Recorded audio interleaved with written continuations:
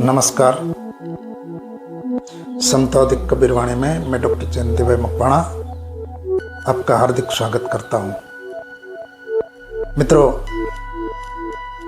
आज तक मैंने जो कबीर साहब का विश्लेषण, कबीर साहब का दोहरे का विश्लेषण किया है, सिर्फ गुजराती भाषा में ही किया है। लेकिन मैंने देखा कि मेरे चैनल का देखने वाले हिंदी भाषी भी है, हिंदी बोलनार दर्शक भी है, तो क्यों न मैं अपनी बात, अपना विश्लेषण हमारी राष्ट्रभाषा हिंदी में न करूं। हमारा जो गुजराती दर्शक है, गुजराती भाई है, वो गुजराती तो अच्छी तरह से बोल और समझ सकते हैं, लेकिन हिंदी भाषा भी बढ़िया तरीके से बोल भी सकते हैं और समझ भी सकते हैं। तो मैं आज से अपनी बात हमारी जो राष्ट्रभाषा है हिंदी, इस हिंदी भाषा में मैं अपनी बात रखूँगा। कबीर साहब का जो चिंतन है वो हमें बहुत उन्नत कोटि का बोध कराता है, बोध देता है, उपदेश देता है, उन्नत जीवन जीने का संदेश देता है। कबीर साहब प्रेम, करुणा, भाईचारा आदि को प्रमुखता देता है। कबीर साहब का जो दोहरा है, इस दोहरे में कबीर साहब ने मानवता के लिए बहुत बढ़िया संदेश दिया है। मनुष्य को अपनी मानवता कैसे उजागर करनी चाहिए वो कबीर साहब ने सिखाया है। प्रवर्तमान समय में जब चारों ओर सहनशीलता या असहिष्णुता का अभाव दिख रहा है, तब कबीर साहब का आज का दोहरा का जो मैं विश्लेषण कर रहा हूँ, इस दोहरे में उसकी प्रासंगिकता बहुत महत्व रखती है। तो सुनिए कबीर साहब का वो दोहरा। कबीर साहब कहता है, दुर्बल को न सताइए, दुर्बल को न सताइए, जाकी मोटी हाय, बिना जीव के श्वास से, बिना जीव के श्वास से लोहा भस्म हो जाए, लोहा भस्म हो जाए। इस दोहे में कबीर साहब संदेश देता है कि मनुष्य को अपने से जो कमजोर मनुष्य है, अपने से जो दुर्बल, लाचार, गरीब इंसान है, ऐसे इंसान को कभी भी तंग नहीं करना चाहिए, कभी भी ऐसे इंसान को सताना नहीं चाहिए, क्योंकि वो कमजोर इंसान वो प्रतिकार तो नहीं कर सकता, लेकिन वो अभिशाप जरूर देता है। उनके हृदय में जो आह निकलती है, जो अभिशाप निकलता है, जो हाय निकलती है, वो बहुत कष्टदायक होती है। सताने वाले के लिए वो दर्दनाक हो सकती है। कबीर साहब कहते हैं कि दुर्बल को न सताइए, जाकी मोटी हाय। उनकी जो हाय लगती है बहुत बड़ी होती है, उनका जो दर्द होता है वो बहुत तीव्र होता है। जैसे मरे हुए जानवर के जो खाल होती है, जो चमड़ी होती है, उनसे बना हुआ जो औंधनी है, उनसे मजबूत से मजबूत लोहा भी पिघल जाता है। इसी तरह जिंदे इंसान कि आत्मा से निकलती हुई जो बद्दुआ है, जो हाय है, वो धौंकने की तरह लोहे के जैसे भस्म कर देती है। वैसे वो लाचार इंसान, मजबूर इंसान की जो हाय है, जो आह है, वो दर्द देने के वाले के लिए वो बहुत नुकसानदेह हो जाती है। तुलसीदास ने भी ऐसी ही एक बात कही है अपने दोहे में। तुलसीदास कहते हैं, तुलसी हाय गरीब की, तुलसी हाय गरीब की, खाली कबू न जाए, मुँह डोर के चाम से लोहा भी भस्म हो जाए, मुँह डोर के चाम से लोहा भी भस्म हो जाए। जो मरे हुए जानवर की खाल, जो चमड़ी से बनी हुई जो धौंकनी होती है ना, वो तुलसीदास भी कहता है कि उस धौंकनी से जो हवा निकलती है, उनसे जो अग्नि प्रज्वलित होती है, इससे मजबूत लोहा भी पिघल जाता है। इसी तरह जो मजबूर इंसान है, वो मजबूर लाचार इंसान के हृदय से निकलने वाली आह, वो धौंकने की तरह सामने वाले को पिघला देती है, सामने वाला का अस्तित्व मिटा सकती है। इसलिए कभी भी मनुष्य को अपना बल या सत्ता या मद का अभिमान नहीं करना चाहिए। लाचार गरीब मनुष्य को तंग नहीं करना चाहिए। इंसान को कभी भी दुख देना नहीं चाहिए। गरीब इंसान की जो आह निकलती है, उसी तरह गरीब इंसान की नाभि से जो दुआ निकलती है, वो दुआ भी ऐसे ही असरदार होती है। एक शेर जो किसी ने कहा है, इसमें ये बात हम देख सकते हैं, कुछ असर दुआ में होती है, कुछ असर दुआ में होती है, कुछ दवा में होती है, लेकिन सफाई मर्ज तो सिर्फ खुदा के हाथ होती है। सफाई मर्ज तो सिर्फ खुदा के हाथ होती है। कोई बार दवा की असर हो जाती है, कोई बार इंसान की दुआ भी काम आ सकती है, लेकिन जीवन की दूरी का जो आधार है, वो तो परम परमेश्वर के हाथों में होती है। फिर भी इंसान की जो दुआ होती है, वो दुआ मनुष्य को सुकून का मार्ग देती है, सुकून का जीवन देती है। एक छोटी सी कहानी इस समय याद आती है। एक नगर के अंदर एक गरीब लाचार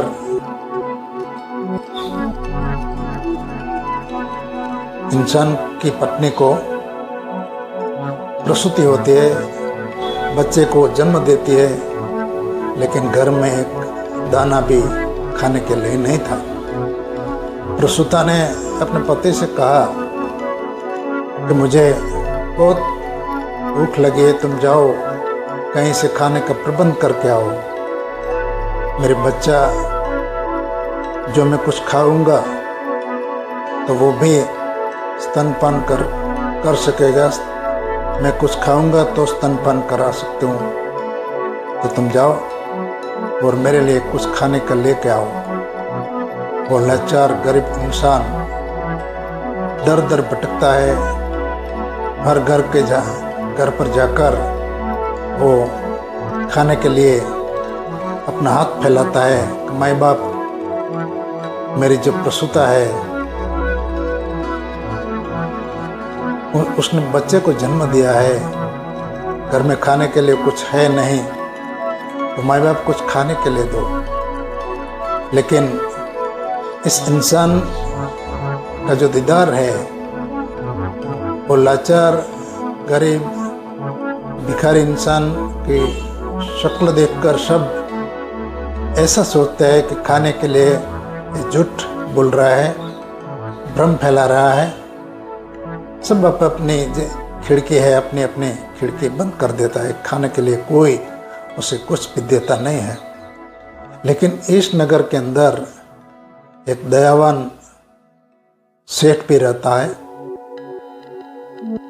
उस दयावान सेठ ने अपने झरोखे से देखा तो दर दर आदमी ठोकर खा रहा है, खाने के लिए कुछ याचना कर रहा है, लेकिन कोई भी उसे खाने के लिए देता नहीं है।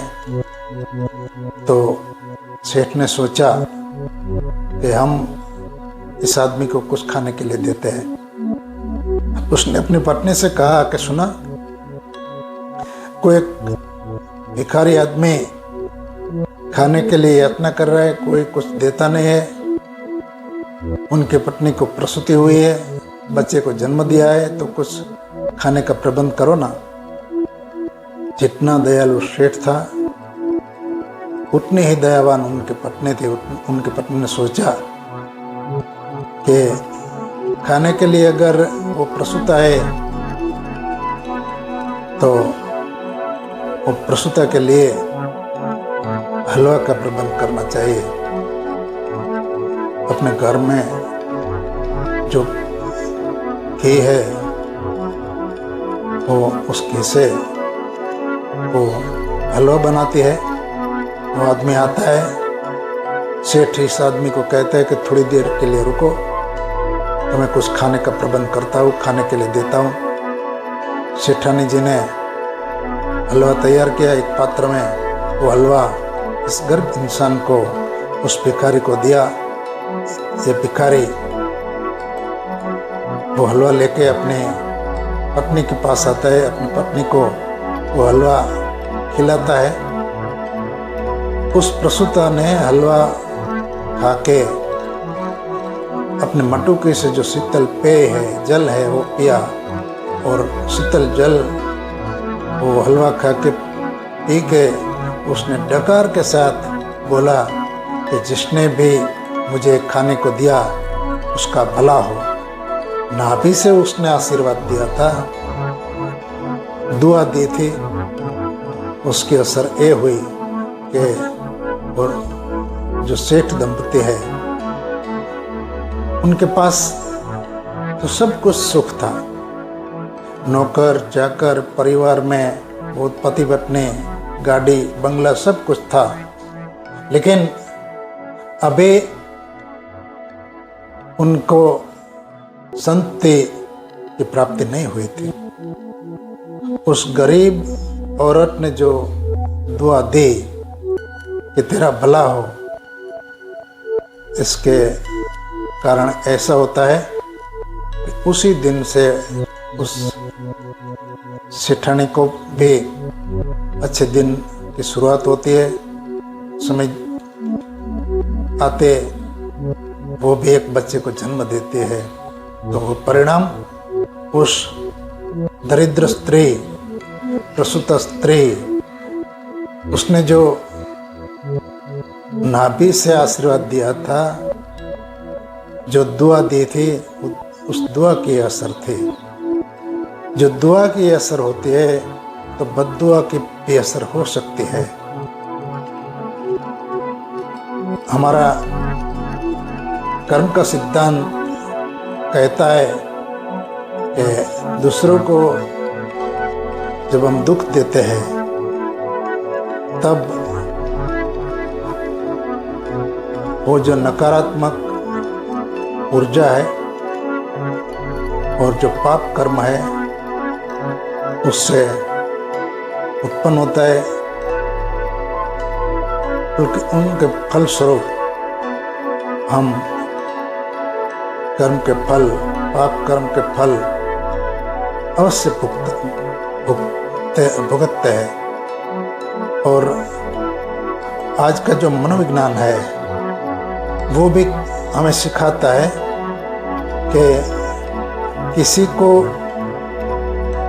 हम जब दुख पहुंचाते हैं तो हमारे भीतर के जो नकारात्मक ऊर्जा है, हमारे भीतर की जो अपराध भावना है वो उत्पन्न होती है और इससे हमारा ही नुकसान होता है। मनुष्य को कभी भी ऐसे नकारात्मक सोच, नकारात्मक व्यवहार नहीं करना चाहिए, क्योंकि वो नकारात्मक सोच, नकारात्मक व्यवहार हमें अपने को दुख देता है, हमें ही दुख देता है। इसलिए जीवन में हमेशा सकारात्मक भाव, सकारात्मक सोच रखनी चाहिए। तो कबीर साहब का ये जो दोहरा है, इस दोहरे में इंसानियत का धर्म कबीर साहब ने समझाया है। कबीर साहब का ये दोहरा जीवन की उन्नत सोच, शिखामण, उपदेश हमें देता है। दया, करुणा, भाईचारा का संदेश इस दोहरे में से हमको प्राप्त होता है। तो इंसान को हमेशा घमंड, अभिमान नहीं करना चाहिए। खास तौर पर जो अपने से कमजोर है उसको कभी भी हमें दुख नहीं देना चाहिए, तंग नहीं करना चाहिए। आज हम देखते हैं कि ऑफिस के अंदर जो